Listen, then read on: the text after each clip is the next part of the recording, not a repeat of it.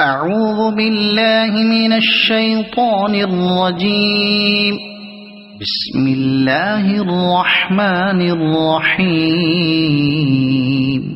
وابتلوا اليتامى حتى إذا بلغوا النكاح فإن آنستم منهم رشدا فادفعوا إليهم أموالهم ولا تأكلوها إسرافا وبدارا أن يكبروا ومن كان غنيا فليستعفف ومن كان فقيرا فليأكل بالمعروف فإذا دفعتم إليهم أموالهم فأشهدوا عليهم وكفى بالله حسيبا.